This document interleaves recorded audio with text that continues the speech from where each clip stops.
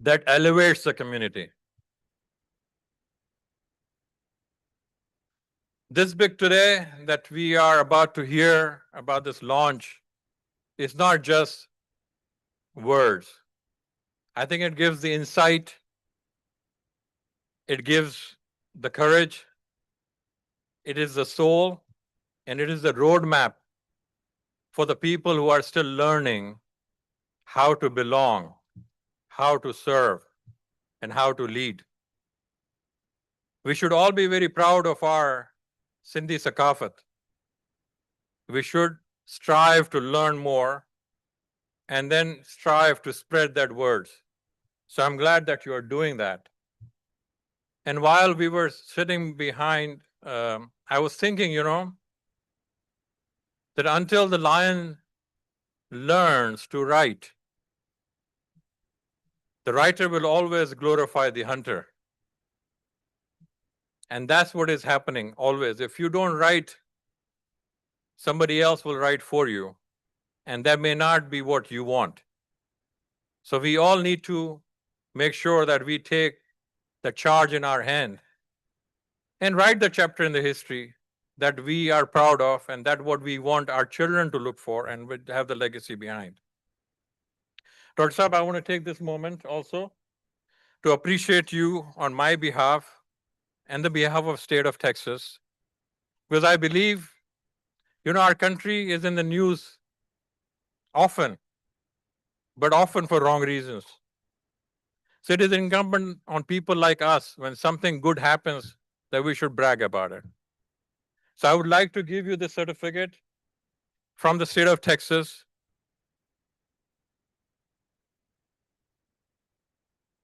To make sure that it's documented in the archive that you were respected and honored for your services.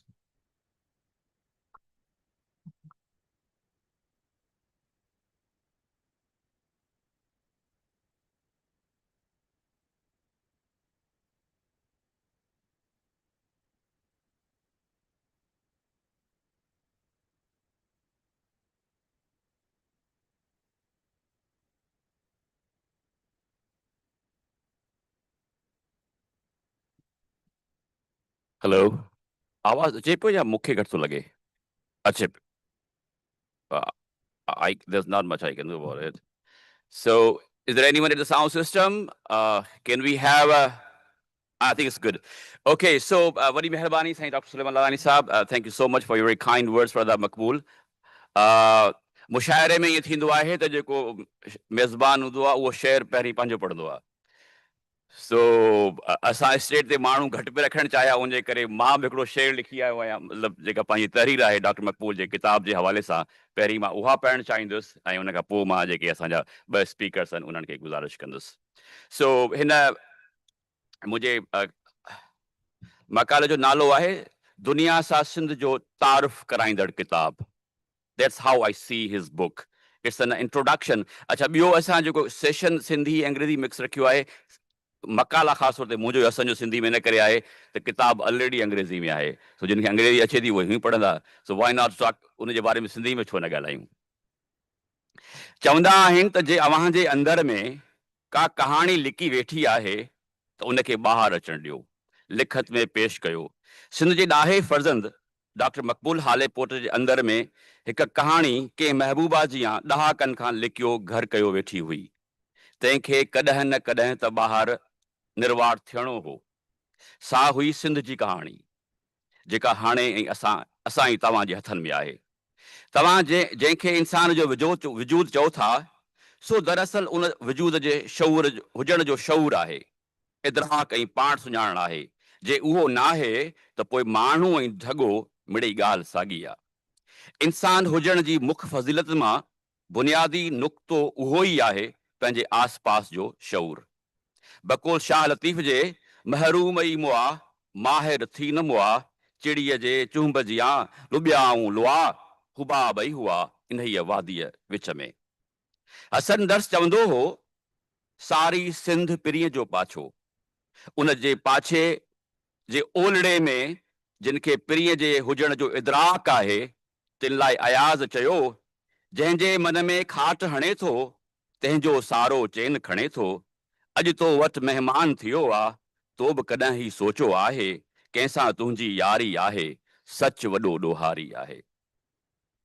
Sindh जे वतन सां हज़ारे सालनि खां थींदड़ अन्याउनि जो हिकिड़ो उहो सच आहे जेके साईं जीएम सैयद सिंधूअ जी साञाह चई लिखे थो। उन सच खां केर बि केतिरो इनकार करे कॾहिं न कॾहिं निकिरी अचे थो। ज़ुल्फ़कार अली भुट्टो रावलपिंडी जे जेल में फांसी घाट खां थोरो परे रात जे कंहिं पहर में लिखे थो, जेको अमरीकी मोरख स्टैनली वोलपर्ट पंहिंजे किताब द ज़ुल्फ़ी भुट्टो ऑफ पाकिस्तान जी सूरत में असां ताईं पहुतो। भुट्टे साहब पंहिंजी फांसीअ खां पहिरीं लिखियो हो, I'm Rano of Sindh, if I'm not here, Sindh is not with Pakistan. मां सिंध जो राणो आहियां, जे मां न आहियां त पोइ सिंध पाकिस्तान सां नाहे। शायदि उन ख़्याल सां ई संदसि शहीद कयल धी बेनज़ीर भुट्टो खे संदसि पार्टी जा कारकुन चवंदा हुआ, चइनी सूबनि जी ज़ंजीर बेनज़ीर बेनज़ीर। न उहो राणो रहियो, न ई चइनी सूबनि जी ज़ंजीर, बल्कि क़ौमुनि खे, बलोचनि खे, सिंधियुनि खे, गिलगितनि खे ऐं पख्तूननि खे क़ैद में रखियो वेठल उहा ज़ंजीर अॼु बि मौजूदु आहे। उहा ज़ंजीर जेका सोभे ज्ञान चिदाणी, हैदर बख्श जतोई, जीएम सैयद, जाम साकी, फाज़िल राऊ, रसूल पलीज खां वठी अॼु बि डॉक्टर महारंग बलोच, अली वज़ीर समेत इमरान खान जे हथनि ऐं पेरनि में जकड़ियल आहे। पर संदन ज़हन ऐं ज़मीर न सिर्फ़ जागनि था, बल्कि आज़ाद आहिनि। भुट्टे ऐं बेनज़ीर जे उन मुल्क जी कहाणी सिर्फ़ एतिरी आहे जो उन मुल्क जो पहिरियों वज़ीर आज़म क़तल थियो ऐं आख़िरी जेल में आहे। डॉक्टर मक़बूल हालेपुड़े जो ही किताब उन हिकु बाज़मीर ऐं आज़ाद ज़हन जी तख़लीक़ आहे जंहिंखे मंज़ूर सोलंगी लिखियो हो त सिंध हिकु दर्द कहाणी आहे। ही किताब दर हक़ीक़त हिकु दर्द कहाणी जो अक्स आहे जेको डॉक्टर मक़बूल सालनि जी महिनत सां लिखियो आहे। ॻाल्हि दर्द जी निकिती आहे त मूंखे अवां सां रूमी, जामी ऐं फिरदौसी खां बि अॻु जे हिकु वॾे ईरानी शाइर अतार जो उहो शेर बि वंडण ॾियो, फ़रिश्तनि खे बि इश्क़ आहे पर दर्द न आहे, दर्द इंसान खां सवा ॿिए कंहिंजे लाइक़ ई न आहे। मुंहिंजी जनरेशन जी पालना 1900 ॾहाके में जनरल ज़िया जे आमरती दौर में थी हुई। हिकु सियासी कारकुन जी हैसियत सां सिंध जे मसइलनि जी ख़बर चार त शुरू खां हुई। जमहूरियत न आहे, आइन मुअतल आहे, अॻवान क़ैद में आहिनि, पर सिंध छा आहे तंहिंजी ख़बर पहिरियों भेरो मूंखे तॾहिं पई जॾहिं मूं साईं केवल राम मलकाणी जो 1984 में लिखियलु किताब द सिंध स्टोरी पढ़ियो। मलकाणी साहब कमाल हो, सिंधी हो, हू 1921 में हैदराबाद सिंध में ॼाओ हो, बीजेपी जे बानी अॻवाननि मंझां हो। संदसि उहो किताब संदसि टिनि ॿारनि मां हिकु धीउ हुयसि, उनजो नालो हो सिंधू। द सिंध स्टोरी किताब लाइ शेख हयास चवंदो हो त उहो किताब हर सिंधी जे घर में हुजणु खपे। अयाज़ जी उहा ॻाल्हि मूं उन वक़्तु सम्झी जॾहिं किताब पढ़ियुमि। उहो किताब सिंध ऐं सिंधियत जे इतिहास जो आवाज़ आहे ऐं रहंदो अचे थो। साईं सनी पंवर जी महिरबानी जो उन किताब जी PDF वर्जन संदसि वेबसाइट ते मुफ़्त में पियल आहे, उहो ज़रूरु पढ़णु घुरिजे। ख़ासि करे अमेरिका ऐं कैनेडा में पली वॾा थींदड़ ॿार उनखे ज़रूरु पढ़ायो त ख़बर पवे त हू केरु आहिनि, किथां आया आहिनि। डॉक्टर मक़बूल जो किताब ऐं उनजो मसइलो उनजो कुझु साॻियो मसइलो आहे जेको साईं केवल साहब जो आहे। बकौल उन सराइकी कलाम जे, ॿोल पखी परदेसी अड़ा तूं कहिड़े देसों आया हूं। तव्हां ऐं असां लाइ फ़ख्र जी ॻाल्हि आहे त उन्हनि परदेसी पखियुनि मां हिकु असां में मौजूदु आहे, असांजो पंहिंजो साना जो सदर डॉक्टर मक़बूल, जेको तव्हांखे हिन किताब जी सूरत में ॿुधाए थो त हू कहिड़े देस मां आयो आहे। संदसि देश जी तारीख़, मौजूदा हालतुनि ऐं मुस्तक़बिल जो मुफ़सिल ख़बरूं साईं केवल राम मलकाणी जी किताब सां गॾु संदसि ही किताब Sindhis in global context past present future and origin ॾिए थो। ही किताब सिंध ऐं दर हक़ीक़त सिंधी माण्हुनि जे 2500 सालनि जी तारीख़ जे सफ़र ते रोशनी विझे थो। संदसि प्यार जो ही पोरियो सिंधियुनि खां अलावा सॼी दुनिया जे लाइ जेको सिंध जो तारीफ़ आहे, मां खेसि गुज़ारिश कंदुसि ही किताब पाण सिंध जे मुख़्तलिफ़ यूनिवर्सिटीज़ ख़ासि करे सिंधी अदब ऐं तारीख़ जे शोबनि खे तोहफ़े तौरु ॾियारे मोकिले, छो जो उन्हनि सवेल शागिर्दनि मां मता को संदसि जहिड़ो सिंध जी ॻोल्हा में निकितल हुजे ऐं हीअ किताब साणनि सिंध ऐं सिंधियुनि माण्हुनि सां मुलाक़ात कराईंदो। डॉक्टर मक़बूल हालेपोड़ जो लिखियल ही किताब उन वक़्तु छपियो आहे जॾहिं दुनिया वॾी उथल पुथल जो शिकार आहे। तेज़ ऐं नए सिफ़बंदी थी रही आहे। उन बदिलजंदड़ दौर में सिंध जी तारीख़ हाल तोड़े मुस्तक़बिल जो छेद करण हिकु संजीदा अहम काराइतो ऐं वक़्ताइतो क़दम आहे। उहो उन करे बि मिसाल तौरु हिकु भेरे कराची में American think tank the middle east institute जे मोहक़क़ खां मूं पुछियो त अमेरिका जे गादी वारो शहर बलोचिस्तान जे बारे में छा थो सोचे। जवाब में चयाईं त बलोचनि जो मौक़ुफ़ वाशिंगटन में रखण वारो केरु आहे ई कोन। अवां सिंधियुनि जी वरी बि कॾहिं न कॾहिं ख़बर पवंदी रहंदी आहे। माण्हू अचनि था, सवाल रखनि था, पुछनि था। सो मां सम्झां थो त उन हवाले सां बि हिन सिंध जे सियासी मुफ़ादनि ऐं हालतुनि जी तारीख़ बाबति सिंध केस पेश करणु तमामु ज़रूरी हो। उन लाइ असांखे सभिनी खे सिंधवासियुनि खे डॉक्टर मक़बूल जो थोरो मञणु खपे। पाकिस्तान ठहण खां वठी सिंध जो केस साॻियो आहे। ख़बर नाहे तव्हां मां कंहिं 1948 में लिखियल नामालूम लेखक जो उहो किताब पढ़ियो अलाए न, जंहिंजो नालो जेके छॾींदा सिंध केस आहे तव्हां बि कोट कयो आहे। आई थिंक पर तव्हां नालो ॿियो लिखियो आहे, मूं वटि ॿियो आहे। पर उहो जेको नामालूम किताब हो सिंध जो केस, बाद काफ़ी दोस्तनि जो चवणु हो त उहो किताब साईं राजदी साहिबु लिखियो हुयो। मुंहिंजे ख्याल में इहा ॻाल्हि मूंखे एम एच पवण सां ॿुधाई हुई। डॉक्टर मक़बूल जो ही लिखियल किताब सिंध जो जदीद केस आहे। तूणे जो हिन सेशन जा ॿिया स्पीकर अव्हांखे हिन किताब जे अहम ख़ासियत बाबति ॿुधाईंदा, पर आऊं फ़क़ति उन पस मंज़र ते ई फोकस करणु चाहियां थो जेके मूं सम्झो आहे त किताब छो लिखियो वियो आहे। ॻाल्हि शुरू कनि था मुंहिंजे दड़ो खां, जंहिं बाबति हिन किताब जो लेखक केतिरनि ई सोर्सिस जो हवालो ॾींदे लिखे थो त मुंहनि जे दड़े वारी शहरी तहज़ीब न सिर्फ़ पुरअमन हथियारनि खां पाक बल्कि बराबरी ते ॿधल हुई, पर पक सां उहो नथो अची सघे त उन तहज़ीब जा अॾींदड़ केरु हुया। आर्कियोलॉजिस्ट मुहक़क़नि पारां कयल खोटाई तहक़ीक़ मां ख़बर पवे थी त उन तहज़ीब जी अॾावत बुनियाद चइनि मुख़्तलिफ़ नसलनि जे माण्हुनि विधा हुआ। गॾोगॾु मौजूदा सिंधी नसल जो बुड़ बुनियाद मुंहनि जे दड़े जे माण्हुनि सां पक सां नथो ॻंढे सघिजे। मतिलबु छा थियो? ज़रूरी नाहे त मुंहनि जे दड़े जी तहज़ीब जा अॾींदड़ मौजूदा नसल वारा सिंधी हुजनि। उन ख़्याल ऐं सवाल ते वधीक रोशनी लेखक पाण ऐं डॉक्टर परवीन टालपुर साहिबा विझंदा। जीअं मूं अर्ज़ु कयो त ही किताब सिंध जे खिते जी तारीख़ जे 2600 BC खां वठी अॼु जे दौर ताईं तहक़ीक़ जो अहातो करे थो। उहे समूरा तारीख़ जा माख़ज़ हिन किताब में मौजूदु आहिनि। किताब में मुख़्तलिफ़ चैप्टर सां गॾु आख़िर में ॾिनल बिब्लियोग्राफी मूंखे तमामु घणी मुफ़ीद लॻी, जो सिंध ते लिखियल सिंध तोड़े मुल्क खां ॿाहिरि किताबनि जी हिकिड़ी मुफ़सिल लिस्ट उन में मौजूदु आहे। सिंधूअ जे किनारनि ते लिखियल वेद तोड़े सिंध मथां आर्यन जी हुक्मरानी जो दौर 325 BC में सिंध मथां अलेक्जेंडर जी काह जो अहवाल पिणु मिले थो। अलेक्जेंडर जो सिपह सालार चवंदो हो त सिंध सॼी इंडिया जे इलाइक़नि खां अमीर देश आहे। ही किताब अव्हांखे हिकु दिलचस्प हिकु जहिड़ाइप बि ॿुधाए थो। कीअं चच सिंध जे राय घराणे जी हुक्मरानी खे ख़तमु कयो, जेको दरअसल उन राय किंग जो मुलाज़िम हुयो। साॻी तरह टालपुर पिणु जेके कलोड़नि जा मुरीद हुआ ऐं बाद में जिन फ़ौज जूं वागूं संभालियूं, अॻिते हली कलोड़नि बग़ावत करे पंहिंजी हुकूमतूं क़ाइमु कयूं, पर वक़्त सां गॾु सभु सिंध जे वजूद जो हिसो थी विया आहिनि।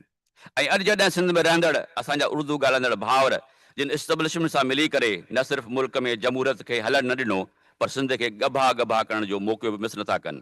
संदन अहिड़नि हरकतनि खे ॾिसी ताज़ो साईं केसर बंगाली चयो आहे त जे कराची खे अलॻि सूबो बणायो वियो त उहो हिकु नओं इसराइल हूंदो। किताब जी हिकु ख़ूबी इहा बि आहे त हीअ कहाणी सिंध खे क्रोनोलॉजिकल ऑर्डर में ॾिसे ऐं पेश करे थियो। किताब पढ़ंदे अव्हांखे लॻंदो त लेखक जी घणी दिलचस्पी सिंध जे अवाइली दौर में आहे, because around 500 pages and the 300 pages are on the on history. जेका पोइ सदी आहे 50-60 साल, उन में probably 100 pages आहिनि।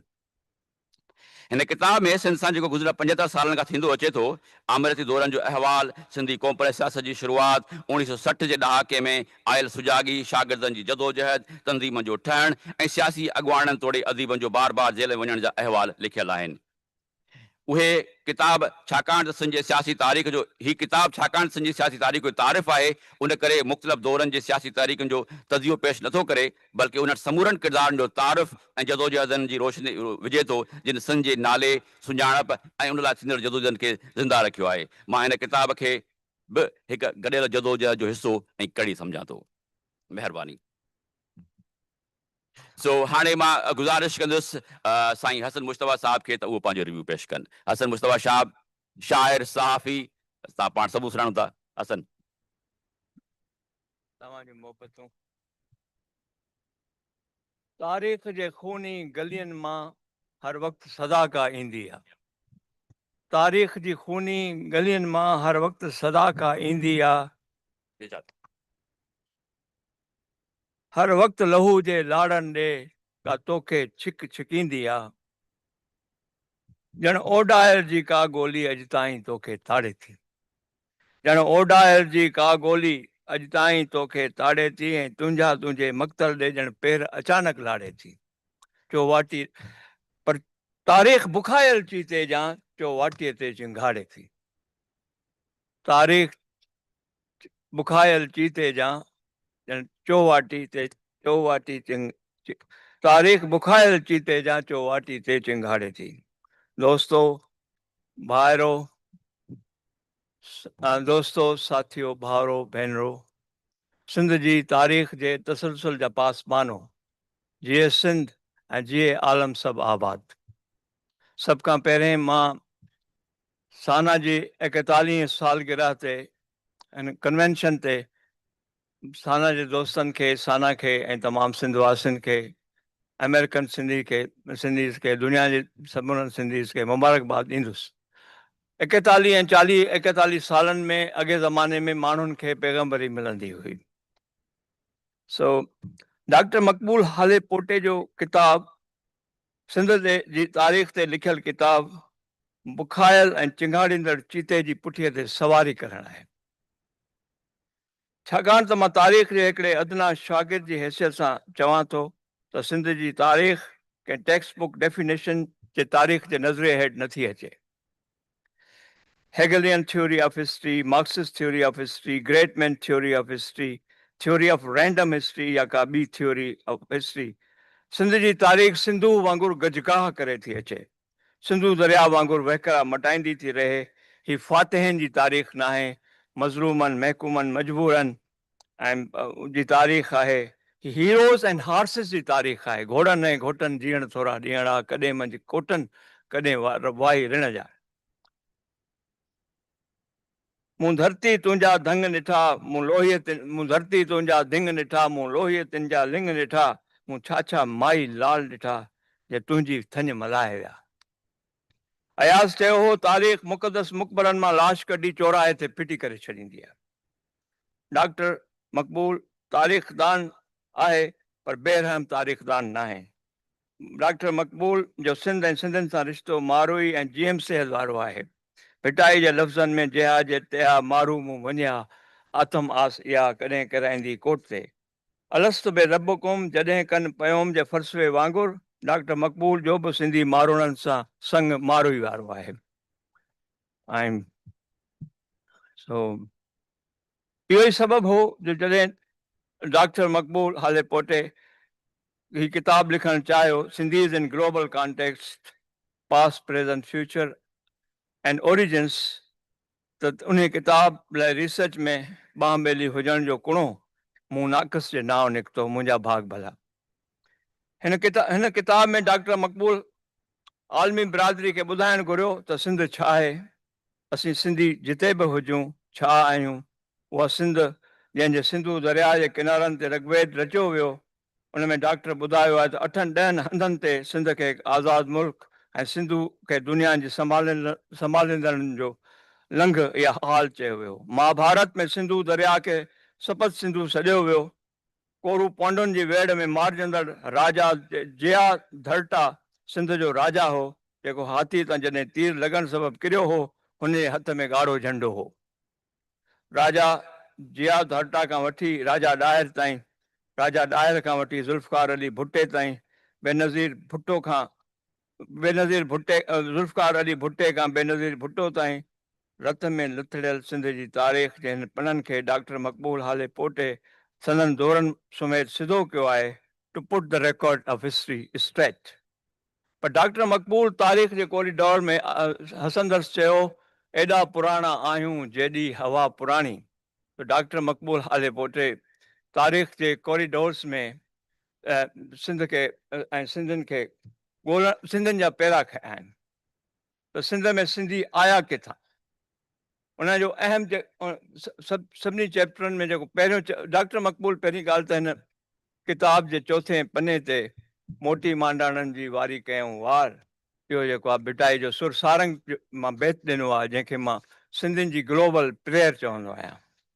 ऐं उन में तव्हां सभिनी खे उहो बैत अचे थो, मां वरी बि हिन में उहो कंदुसि त मोटी मांडाणनि जी वारी कयईं वार, बिजूं वसण आयूं चोॾस ऐं चौधार, के उथी वयूं इस्तंबोल ॾे, के मिड़ियूं मग़रिब प्यार, के चमकनि पियूं के चमकनि चीन ते, के समरकंद के लहनि समरकंदनि सार, के रमी वयूं रूम ते, के काबुल के कंधार, के दिल्ली के दखन, के गढ़नि मथे गुरनार, के जुंबी जैसलमेर तां ॾिना बकानेर बकार, के भुज भॼायो के ढट मथे ढार, के अची अमरकोट तां वसाया वलहार, साइम सदाई करी मथे सिंध सुकार, दोस्त कठा दुलदार आलम सभु आबाद करी। सुर सारंग जो ही बैत जेको आहे बुनियादी तरह डॉक्टर मक़बूल जो सिंधी ग्लोबल कॉन्टेक्स्ट, सिंधियुनि जे ग्लोबल कॉन्टेक्स्ट जो जेको आहे सो कंसेप्ट इहो आहे जेको आहे सॼो अलामती तौर ते ही बैत सिंधियुनि जी ग्लोबल कॉन्टेक्स्ट में ॿुधाए थो। ऐं हुन में हिन किताब जे 5 पने ते टी.एल. वासवाणी जी नज़्म आहे। जॾहिं मूं हिन जी रिसर्च पे कई त ही किताब जेको आहे सो कोलंबिया यूनिवर्सिटी जे बटलर लाइब्रेरी में जेको आहे सो मूंखे मिलियो हो। ही 1929 में लिखियल किताब आहे, माना 20s में लिखियल किताब आहे, पर हिन में जेको आहे सो पंहिंजो ही चेकआउट थियो हो, इशू थियो हो 1949 में 1949 में। उन खां पोइ उनजो ॿियो जेको आहे पैटर्न जेको आहे सो मां हुउसि, ऐं हिन किताब खे जेको आहे सो वरी 1949 खां पोइ कढियो असां जेको आहे सो 2020 में जेको आहे सो टी.एल. वासवाणी उहो माण्हू हो जेको सिंध में हो। जॾहिं पाकिस्तान ठहियो त टी.एल. वासवाणी खे टी.एल. वासवाणी पंहिंजे डिसाइपल्स खे चयो त तव्हां हिन रही पोइ ऐं हिन मुल्क जी ख़िदमत कयो, तालीम में, सिहत में, हिन में। पर 50s में टी.एल. वासवाणी खे चयो वियो त या त रेडी थी पब्लिक सेफ्टी एक्ट लाइ गिरफ़्तार थी, या वरी हलियो वञ हिंदुस्तान। ऐं टी.एल. वासवाणी उहो माण्हू हो जंहिं जिनाह जे वफ़ात ते क़ुर जी तिलावत कई ऐं बर्थ रखियो हो जेको आहे सो हिन माण्हू खे हितां कढियो हो। सो डॉक्टर मक़बूल सिंधियुनि जा पैरा खणे थो, 1,75,000 साल पोइते थो वञे जेको आहे सो। जॾहिं जेको आहे सो जेका ईव हुई, जेका इर्तकाई ईव हुई असांजी, जॾहिं उहा ॿार ॼणे थी त उन में डॉक्टर मक़बूल सोचियो त उन में सिंधी को सपूत बि हूंदो, के सपूत बि हूंदा, उन जा पैरा खईं। ऐं जेको आहे सो हिन में अहम आहे त सिंधी आया किथां। सो असांजो हिकिड़ो ॾाढो टर्म हूंदो आहे, क़दीम ऐं अज़ीम सिंध ऐं धरतीअ जा हलाली फर्ज़। सो हिन रिसर्च में डॉक्टर मक़बूल चयो आहे, डॉक्टर मक़बूल जेको आहे सो इलाही रेफरेंसिस ॾिना आहिनि साइंसी तौर ते, छाकाणि त पाण डॉक्टर आहे। एडवांस जेको आहे मॉलिक्यूलर बायोलॉजी ऐं DNA ऐं हीअ सभु जेके आहिनि साइंसिस, ऐं उन ते कई अभ्यास स्टडीज़ जेके आहिनि सो उन ॾिना आहिनि। सवाइ ऐं उन में 3 लेखक ABS अलूवालिया जेको आहे इन्वेजन ऑफ जीन्स जेको आहे सो किताबु लिखियो आहे, डॉक्टर सारा F. अंसारी ऐं रिचर्ड F. बर्टन। त मोहाणनि, चननि ऐं हिंदुनि ऐं भीलनि खां अलावा ऐं कुझु ॿियनि ज़ातियुनि खां अलावा असां को बि जेको आहे सो हितां जो न आहे। एडमिक्सचर आहियूं असां फॉरेन इन्वेडर्स जा, उन्हनि जो जेको आहे सो खून आहियूं। त सटे जे हलाली फर्ज़नि वारी थ्योरी जेके आहे सो ख़ुशकिस्मती या बदकिस्मती सां रद्द थी थिए जेको आहे सो क़दीम ऐं अज़ीम उहो असीं आहियूं जेको आहे सो ऐं उन खां पोइ तमामु अहम आहे छाकाणि त हिन में जेका रिसर्च आहे इहो पंहिंजी नोयत जो पहिरियों किताबु आहे जंहिंमें जेको आहे सो डॉक्टर मक़बूल जेको आहे सो Sindhis way Sindhis came from Sindhi आया किथां जेको आहे सो हिन जो ॿियो चैप्टर उहो आहे ऐं सिंध किथे आहे ग्रेगरी पैलेस मुताबिक़ त पोसले मुताबिक़ त सिंध जेको आहे जेको सिविलाइज़ेशन हुई कंहिं जातो ते त रखलदास बैनर्जी जेको इंडिया ऑफिस जो आर्कोलॉजी जो जे हुकुम ते सिंध में वर्शिप प्लेसिस जी जेको आहे सो रिपेयर करणु आयो हो उहो हिकिड़े स्टोपा जी रिपेयर कंदे उनजे हेठां जेको आहे सो हिकिड़ी सील मिलण सां पूरी अज़ीमुशान तहज़ीब जेकी आहे सो नमूदार थींदी कंहिंखे ख़बर हुई हिंदुस्तान में बहस इहो आहे त इहो जेको आहे सो मोहन जो दड़ो डॉक्टर परवीन हिन खे वधीक ॼाणे थी उन ते रोशनी विझंदी त इहो जेको आहे वाक़ई जॉन मार्शल जो क्रेडिट आहे या जेको आहे सो इहो रखलदास बैनर्जी ऐं ॿियनि दलित आर्कोलॉजिस्ट जो जेको आहे खे क्रेडिट वञे थो ऐं जेको आहे सो बल्कि उतां जा जेके रहंदड़ माण्हू हुया उहे केरु हुया उहे दलित हुया या उतां छाकाणि त पहिरियों इहा थ्योरी त आर्यन सिंध जी तहज़ीब आर्यन्स खां शुरू हिंदुस्तान जी तहज़ीब आर्यन्स खां शुरू थी थिए सो इहो डॉक्टर साहब जी रिसर्च आहे उन में कई जेके आहिनि सो किताब जेके आहिनि सो हुन ॾिठा आहिनि उन जा नोट्स वरिता आहिनि उन्हनि खे रेफर कयो आहे ऐं इहा बि मुंहिंजी ख़ुशकिस्मती आहे त इन बहाने मां वरी उहे किताब पढ़ा ऐं ॿिया वधीक पढ़ण जेको आहे सो हुन में मूंखे बि नसीबु थियो सो इहो आहे यसू मसीह बि सिंध आयो हो अशोका जे ॾींहंनि में गौतम बुद्ध जा पुराण बि सिंध मोकिलिया विया मेहरगढ़ खां वठी मोहन जे दड़े ताईं यानी जेको आहे सो इंडस सिविलाइज़ेशन जेका हुई बलोचिस्तान जे पहाड़नि खां वठी अफ़गानिस्तान वरी कच्छ गुजरात ऐं सिंध मकरान ताईं हुई जेको आहे सो इहो ग्रेगरी पैसल चयो सो इहे हुन रेफर कयो आहे डॉक्टर मक़बूल मेहरगढ़ खां वठी मोहन जे दड़े ताईं छाकाणि त मेहरगढ़ की एक्सटेंशन आहे मोहन जे दड़े जी ॿुधाई आहे डॉक्टर मक़बूल त उहो ज़ूलॉजिकल जेको आहे सो पेस्टोरल शिकिल हुई मोहन जे दड़े जी जेको आहे सो जेको मेगा सिटी हो सिंध तहज़ीबुनि जो हिंदोरो सिंध सनातन ऐं ग़ैर सनातन मज़हबनि जो मेल्टिंग पॉट सॾे थो doctor Maqbool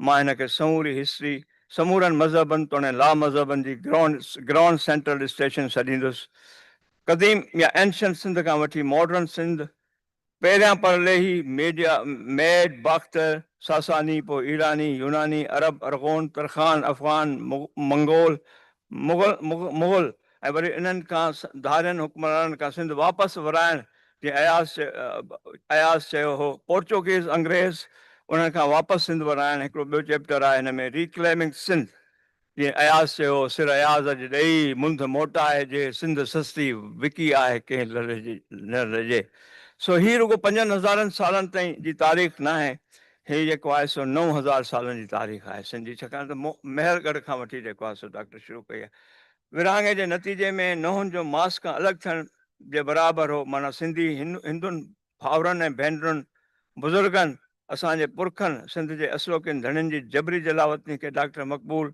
flight and flight of Sindhis सॼो आहे पार्टीशन खां पोइ चवे थो त असीं सिंधी पाकिस्तान में पंहिंजी धरती ते जलावतन बणिजी रहण खां रही सिंधियुनि जी एपोर्टाइट चयो आहे उनखे जेको आहे सो ऐं सिंधियुनि जी डिसइनफ्रेंचाइज़मेंट शुरू थी थिए जंहिंखे मोहन कल्पना डी सिंधेनाइज़ेशन चयो हो ऐं असीं सिंधी डी सिंधेनाइज़ेशन बल्कि डॉक्टर मक़बूल हिन किताब में उन सां पाकिस्तान खां पोइ सिंधियुनि सां ज़्यादतियुनि खे ठीकु तरह 1 यूनिट खां वठी 1 यूनिट जीअं सर्वेश सुजावली चयो 1 यूनिट में यूनिट में वांगनि जा घर घेट घस घेड़ घिटियूं घर गाम में क्या सो उन्हनि जी फुरलुट सिंध जे वसीलनि जो सिंध जो पाणी सिंध जा मादनी वसीला ऐं उन्हनि जी फुरलुट परमारियत डॉक्टर मक़बूल हिननि जो माइक्रोस्कोपिक तज़ियो पेश कयो आहे जेको आहे सो उनजो विचोड़ ॾिनो आहे ऐं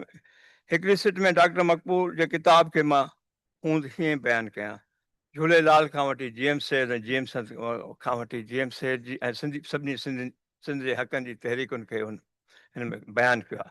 यानी झूलेलाल खां वठी सिंध जे हक़नि जो तमामु पहिरीं खां हिन जो सिंध जी सियासी तारीख़ ते ई पहिरियों किताबु आहे जे मुकमिल विचोड़ ऐं मुकमिल अपडेट ॾिन लाइ टिल टू डेट जेका शुरू थी थिए माना हशू केवल रामाणी खां वठी जेको आहे सो अञा बि पहिरें जेको आहे सो मस्जिद मंज़िलगाह खां वठी MRD मूवमेंट ताईं तमामु विचोड़ ॾिनल आहे हिन में सॼो जेको आहे सो ऐं बेनज़ीर खां वठी क़तल ताईं डॉक्टर ऐं ॿियो जेको हिन में ही वाहिद किताबु आहे जंहिंमें सिंध जी हुरनि जी जेको आहे सो बयानु कयो आहे पीर पागारो आहे हुनजे हुरनि जी तहरीक हुरनि जी प्रोसिक्यूशन जेका हुई चार्ल्स नेपियर सिंध ते कब्ज़े खां पोइ अंग्रेज़नि या बरतानिया जेको वर्ताव टालपुरनि सां कयो उन्हनि जी जेका प्रोसिक्यूशन टालपुरनि जी कई ऐं जेका पीर पागारे जे हुरनि जी अंग्रेज़नि खे बरतानिया कई जेकॾहिं उन्हनि खे डॉक्यूमेंट कयो वञे ही पहिरीं डॉक्यूमेंटेशन आहे त शायदि जेको आहे सो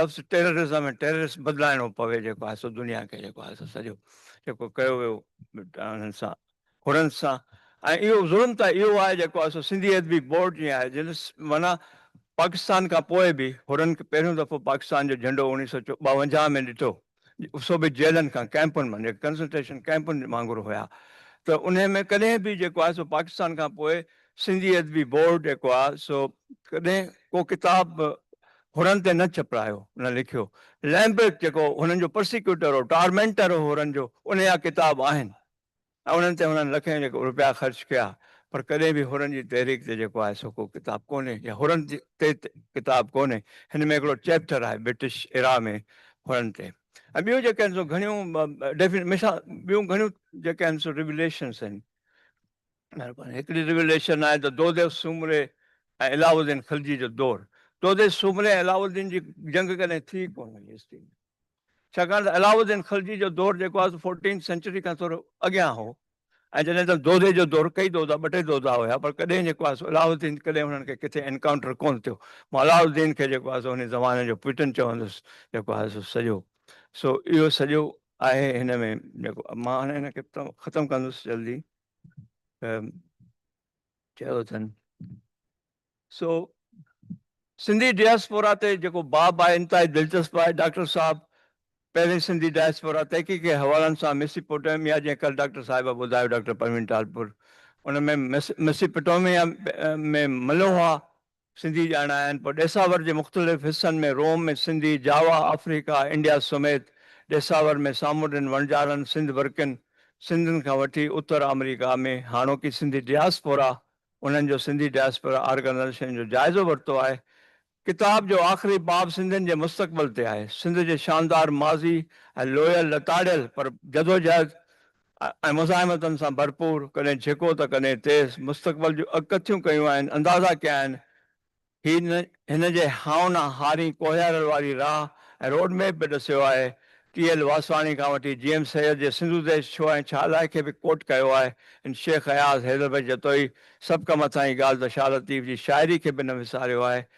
किताब लिखण बि हिकु उमारत खड़ी करण जे बराबरि आहे बेशक डॉक्टर मक़बूल ही उमारत जोड़ी ऐं खड़ी कई आहे डॉक्टर मक़बूल जो ही किताब सिंध सां मोहबत जो मां हिनखे ताजमहल त न चवंदुसि पर हिकु अहिड़ो लव लेटर आहे जेको आलमी अदब ऐं तवारीख़ जो हिसो बणिणो आहे अहिड़ो लव लेटर अॼु रत सां लिखियल ख़त मिलियो हू सोहरा सिंगार करे अॼु मुंहिंजे अङण ते अचणी आहे ऐं अचणी नचणी टपणी आहे हू चोॾींहं जे चंड वांगिया चिमके नालो संदसि आहे आज़ादी ओ आज़ादी ओ आज़ादी ऐं शहरनि ॻोठनि शहज़ादी त जीअं रूसनि जी ज़िंदगी ते ऐं रूस ते लियो टॉल्स्टॉय फिक्शन में वॉर एंड पीस लिखियो मां हिन किताब मूंखे चवणु ॾियो त हीउ डॉक्टर मक़बूल जो किताब जेको आहे सो नॉन फिक्शन में सिंध जी तारीख़ ते वॉर एंड पीस आहे ऐं पढ़ी ॾिसो ऐं हुन खां पोइ मुंहिंजी ॻाल्हि शायदि जेको आहे तव्हां उनखे सब्सिडी उहो कयो कंफर्म कयो thank U Thank you so much, Pyara Hassan. Sound system ke care pe control kare because the state the sound system is not working. Can we have somebody look into it, please? Stage jo sound system kon tho kam kare. तां के शायद आवाज अचे तो असांखे कोन थो अचे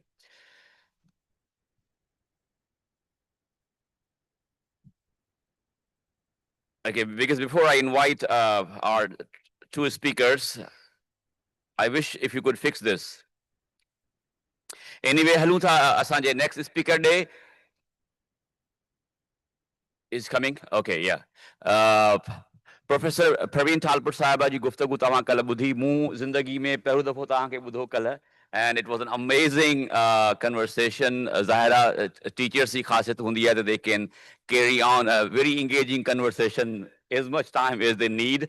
I उन्हनि किताब पढ़ियो आहे असां मक़बूल मां ऐं हसन ऐं मैडम conversation में हुयासीं about this session. So I'm looking forward to her. Must be very interesting review. I invite Madam Parveen Talpur Sahaba to come on stage and share her impressions and observations about the book.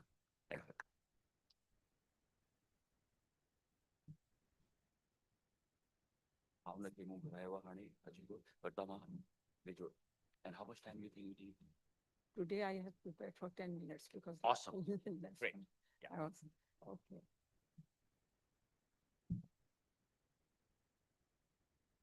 Good morning, everybody. And once again, thank you, Maqbool, for giving me this opportunity. And it's my pleasure to be a speaker for the launching of Dr. Maqbool Halepota's book, Sindhis in Global Context, Past, Present, Future, and Origins. Dr. Halepota is a successful oncologist based in Arizona, but spiritually he remains strongly connected to his native land, Sindh. This book is a proof. It is amazing how a busy doctor can write such a well-researched book with such details on almost all the relevant aspects of Sindh that every Sindhi must know, and every non-Sindhi who wants to know Sindh. I had the distinct pleasure of reading it and was struck by its timely call to Sindhis to unite on a global level, not for a war, but to strive for peace, tolerance, equality, pluralism, values that are vital for our collective future, and which comes from the legacy of our past. The book is more than just a collection of chapters on chronological history. It is a roadmap for overcoming obstacles. The book argues persuasively for a global citizenship, and it gives the guidelines. So I encourage each of you to please read this book. It's remarkable work. Let it inspire you to broaden your outlook on life and honor your legacy. In the introduction, Dr. Halepota declares that he's writing this book to remind the world of one of the oldest civilizations. So he begins from the Neolithic period of Balochistan to cover the socio-cultural evolution from Mehergarh to Mohenjo-daro and onwards from prehistory to present day and the milestones between them. And there are many pages, on different periods. He gives the due credit. And this for me is, I'm so proud to say that supposing if I say that Mohenjo-daro was discovered, what is the answer? What are you going to say? Who discovered Mohenjo-daro? Can anybody please answer this? John Marshall? No, that's not true. And that is the one first truth that I noticed here in Dr. Halepota's book. Not even the archaeologists do that, but he has done that. And that is when I thought, oh boy, he has really researched very well, So the actual archaeologist to discover, he was a superintendent of the Western Circle of the Archaeological Survey of India. He was Mr. Rakhaldas Banerjee, known as R.D. Banerjee mostly. He was the first one to spot, and he was the first one to do the first excavations. But John Marshall did not publish his report. So we don't know that who was the actual discoverer. Dr. N.A. Baloch had told me a long time back when I was writing my book on Mohenjo-daro that the actual discoverer is someone else and that report is lost. So that report was published in around 1980s. And Dr. Michael Jensen told me that the report has been published by the family of R.D. Banerjee. So I asked for the book, I searched for the book, and then I got it on an interlibrary loan, what we call here in America. And when the librarian was giving me the book, he said, we have only 52 copies of these books. The family is not that rich that they can, get a good publisher. So only 52. So which means that in each state they had sent complimentary one book. So I was lucky to read this. And I'm sure Dr. Hale Potter is also another lucky person. So that is a beautiful report, but I won't go into that. And let's move on. Yes, so it was posthumously published. Now, about the past, Dr. Hale Potter describes the land, and the land is, like geography or anything, we just give the description. But he has quoted hymns from Rig Veda, which describes Sindhu River and the land. So he is aware, as a writer, I'm amazed, the techniques that he has uses and makes the book very interesting. Where is Sindh? That is the question of one chapter, and the answers given by Mahabharata, a few lines of Mahabharata. He acknowledges the present challenges that Sindh is facing. Cultural identity and, its erosion, pressures of intolerance, marginalization of its language and history. And of course, he shows his resentment on the present crisis that's going on to choking Indus River. And he says that since last 100 years, the Indus waters have been choked. So this is nothing new, but now diverting it totally to another side, that will be, of course, a disaster for the land. So he's written a lot on that also. He emphasizes that Sindhi ID is not bound by narrow definitions. It embraces all who live in Sindh. They become Sindhis. This openness has been the hallmark of Sindh, a land of Sufis, poets, traders, and seekers of peace, where Hindus and Muslims revered the common saints. This is a book written by a Sindhi from rural Sindhi, from Tandoalhayar. So this also adds value to the book. If you are the person from the land, the son of the soil, when you write, it makes a difference. So this is one of the great values of the book. Most unique feature, it is a call to action, an SOS for policymakers and global citizens to recognize Sindhi's place in the world. He frames Sindh not merely as a local identity, but as a global one. He points to the Sindhi diaspora spread across continents, who continues to carry the values of tolerance, humbleness, resilience, and enterprise. The future of Sindh, he argues, depends on both remembering its civilizational roots and reconstructing its role in the global community.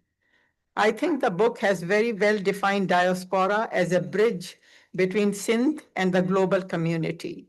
He has played his role well for working for the founding of the Congressional Sindh Caucus in the House of Representatives of United States.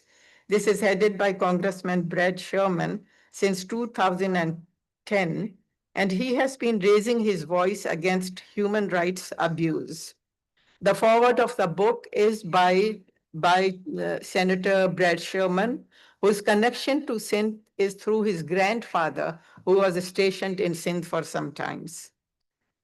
Dr. Hale Potter informs us that the need to write the book became more urgent when he started the advocacy on behalf of the oppressed people of Pakistan.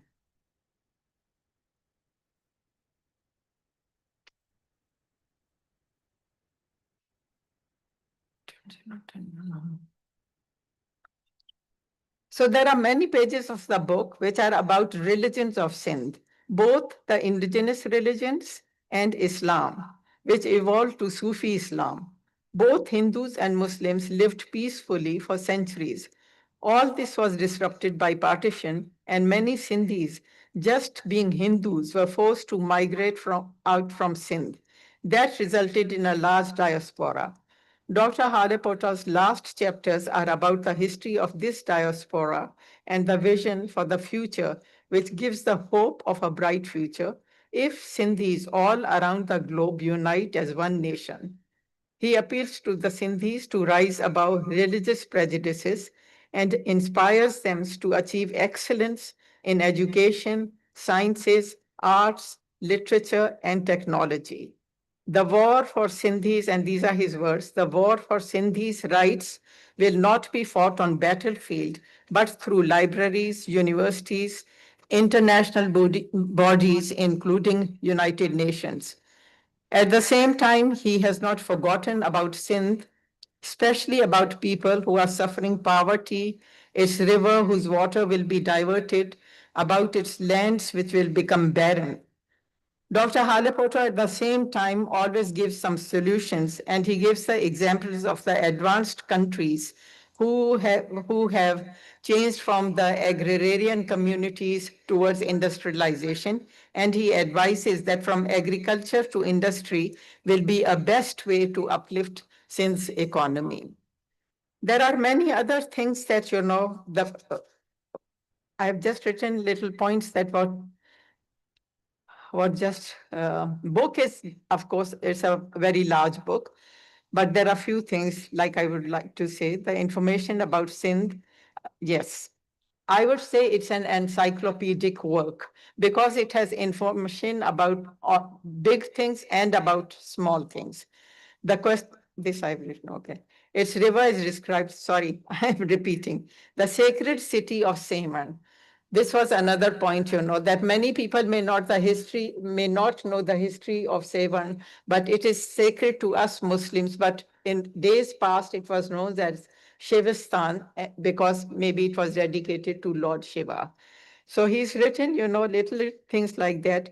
Mata Hingla's temple, which is in Balochistan, but because Dr. Halepoto has mentioned, and it is also very relevant to Sindh because Sindh was spread that far during ancient times.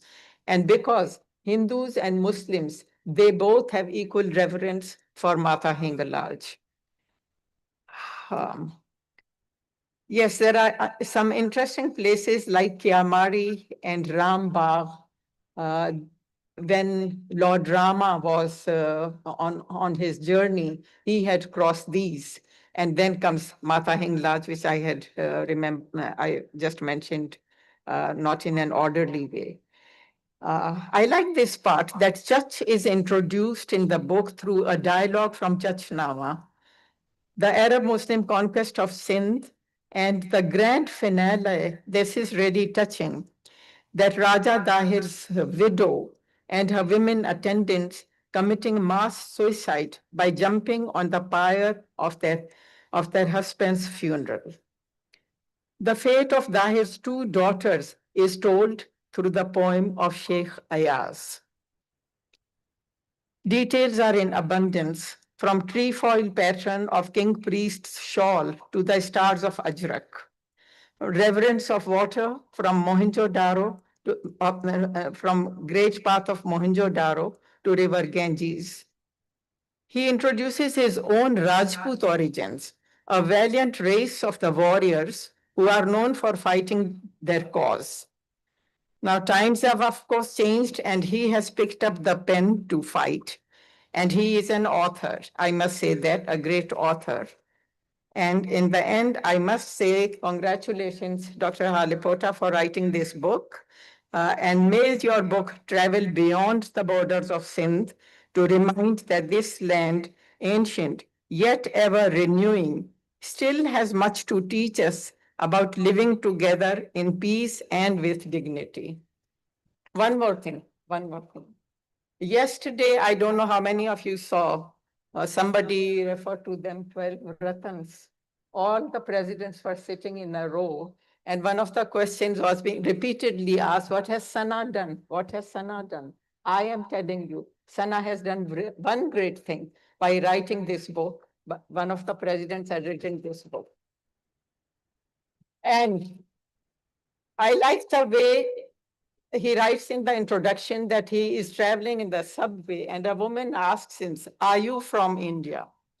And then she asks him, of course, the next question which every American, because we immigrants, most of us have gone through this experience. And they ask us, are you from India? And then we have to explain that, no, we are not from India. And then most of my friends have asked me, do you have any book on Sindh? And in the end, I became so fed up that I said, you wait till I write one. But now Dr. Halapota has written, I don't have to write it. If anybody asks me, do you have any book on your land? I will say, this is the book. Thank you very much. Thank you so much. But I think it would be great if you also write a book on Sindh, because Dr. Halepoto is a physician and you are a trained scientist on history. So I think we should look forward to that. आखिर में हिन किताब जे लेखक doctor मकबूल हालेपुर साहब गुज़ारिश कंदुसि त उहे अची पंहिंजे ख़्यालनि जो इज़हार कनि पहिरीं मूं सोचियो त मां सवाल पुछंदोमांसि but I don't think we have time left, so I think पाण सभई चाहींदासीं त एॾा सारा किताब सिंध ते लिखिया विया आहिनि bits and pieces में इलाही सारी शयूं पयूं आहिनि. What was the urge for this book? Over to you, Dr. Maqbool.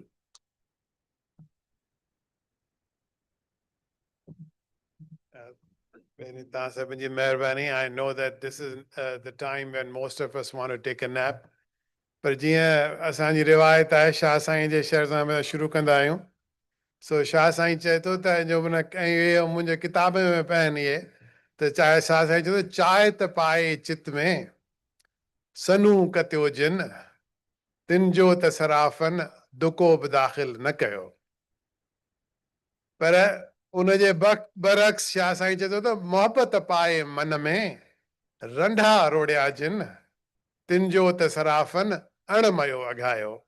सो जेको कुझु बि आहे हिन किताब में उहो असांजो मोहबत जो पोरियो आहे. पोइ I am sorry, I'm going to go between Sindhi and English because I have, my own nephews, my children, my sons, and so many other young people here who may not be able to comprehend Sindhi completely. So I'm going to speak so that all of us can understand. I'm a physician. I know I'm not a historian. Parveen Talpur ke asan kitab mein quote kayo hai, and it is my great honor that she has honored us to be here with us. And this is a moment I'll cherish for the rest of my life. So Adi, thank you very much for joining us. And Dr. Suleiman Larani, je mukallab introduce kayo. I consider him one of the greatest sons of Sindh, and what he's done for Sindh, both in the Texas legislative, and I wish him the best, and I would love to see him represent us in the US Congress and Senate at the highest possible level. So people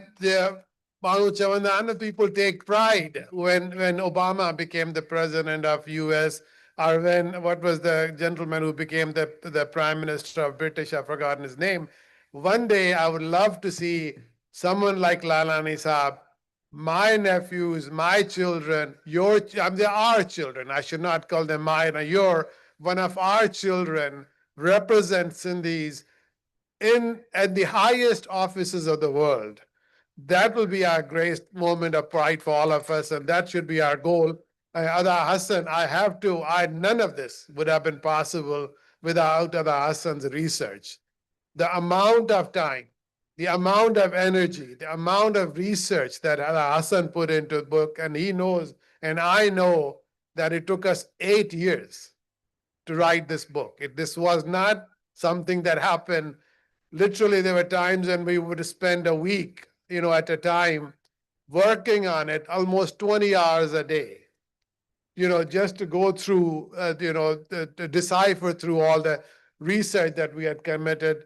And for somebody like Mushtaq, I've always considered him my intellectual sage, the person. I very in his young age, the amount of knowledge that Mushtaq has, he is a great resource and a pride for us. But there are a couple of other people that I need to thank who are not here. And one name that I must mention is my dear friend Sufi Lagari. Sufi was the primary person who asked me to write this book. He was the driving force who never allowed me to give up. There were times I was busy with my work, with other commitments, when I just thought this was beyond me and I would not be able to finish it. He was the force that helped me take it to the end. So the question is, what was my drive behind writing this book? And two of them are sitting right there in front of me, my sons Shamir and Mahmir. The other drive is my nephews and Mahmir's friend Saf, who's here. Saf, thank you for joining us. My nephews Jamal, Rayan, and Zed, and all the children who are here. The idea of this book, and most of us probably already know what's in the book. The idea is for our children who are growing up here, who are Americans, to know what our origins are, whose we are, and take pride in our origins. Because the Lalani Sahab Cheo, the history does not always, or maybe very seldomly, reflects the defeated, the persecuted. The history is written by the conquerors, the persecutors. But I want, and Sindhis have never been persecutors. Every nation takes pride in their history. Every nation takes pride in their identity. And people tell me, why should you be a pride as a, why should you, what is your source for pride of being a Sindhi? I always tell them that the reason I'm proud to be a Sindhi is because Sindhis have never conquered, never massacred, never committed any kind of crimes against humanity. We have always been the victims, but in the end, we've always conquered our conquerors with nothing but love. No historian can ever accuse Sindhis of being persecutors. We've been persecuted, but we've always survived and actually thrived. And that is our pride. So at the end, I'm not going to take a lot of your time. I would request you to buy the book, if not for yourself, but for your children. This is not a sales pitch. I'm not looking to make money from this book. That I want our future generations, both here and back home. And one of the biggest problems that I see, especially back home, is that since in the last 70 years, and you'll probably, if you read the book, you'll know that migration has been a human condition from the day either, the genetic Eve evolved or Adam and Eve were created. Human beings have always migrated. And migration is totally normal. But migration without assimilation has always resulted in bloodshed. And what I see in our homeland, which has been a cradle of love and peace for 5,000, 7,000, 8,000 years, is that for the last 70 to 80 years, people have been encouraged actively not to assimilate, which is the worst thing that you can do. Because what is actively being done is that the indigenous people are being told to assimilate with the migrants. If that is the trend that continues, then you either end up with what currently are the new world where the indigenous people have completely been eliminated, which is not likely to happen in Sindh. No matter how much they persecute the indigenous people, they will not be able to get rid of every of the 400 million or 700 million people who live there.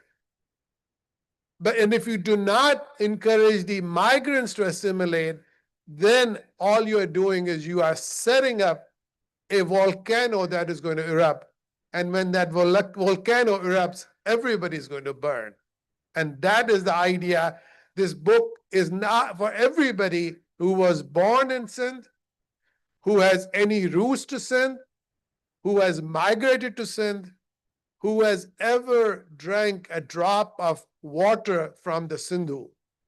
Because at the end of the day, I always tell people that every inch of my body is made up of the soils of Sindh, and every drop of blood in my body is made up of the waters of Sindhu.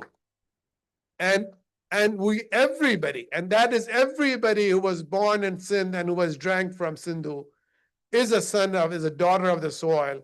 So this book is for all of them.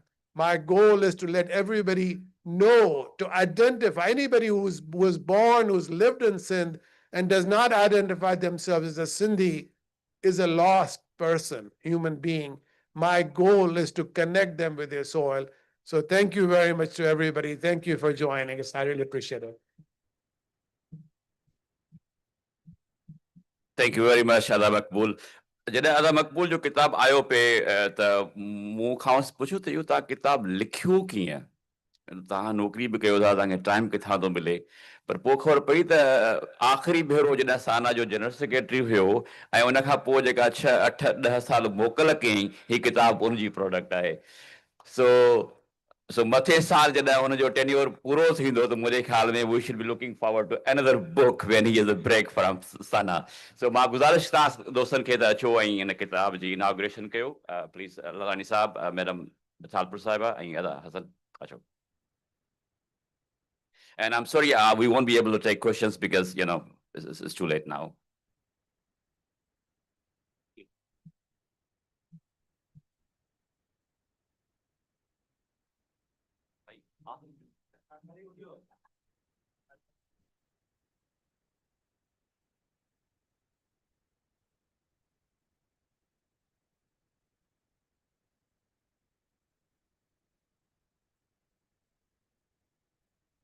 So, off the record, किताब जेके order कयासीं उहे time ते कोन पहुता. So उनजे करे